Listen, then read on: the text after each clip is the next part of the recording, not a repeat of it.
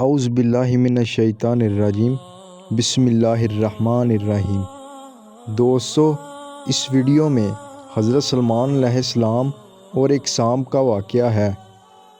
حضرت سلمان علیہ السلام، جنہیں اللہ تعالیٰ نے بے شمار بادشاہی عطا فرمائی، ایک دن آپ تخت پر بیٹھ کر ہوا میں پرواز کر رہے تھے۔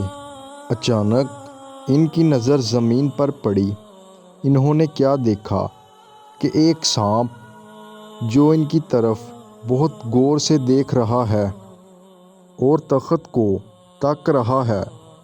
حضرت سلمان علیہ السلام نے ہوا کو حکم دیا کہ میرے تخت کو سانپ کے پاس لے جایا جائے۔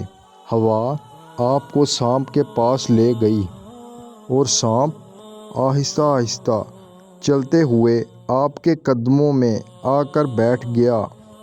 حضرت سلمان علیہ السلام نے نرمی سے پوچھا، اے مخلوق خدا، تو پریشان کیوں ہے؟ تو اتنا غمگین کیوں ہے؟ سانپ نے آہ بھری اور کہنے لگا، اے اللہ کے نبی، میں یہاں پر ایک سوال لے کر آیا ہوں۔ سانپ نے کہا کہ اے اللہ کے نبی، انسان تو سب ایک جیسے لگتے ہیں، مگر ان میں سے اللہ کے نزدیک سب سے معزز آدمی کون ہے اور سب سے بدترین کون ہے؟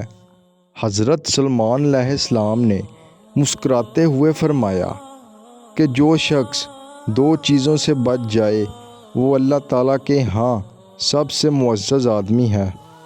پہلی چیز، وہ تکبر نہ کرے اور عاجزی اختیار کرے اور اللہ کی مخلوق کے لیے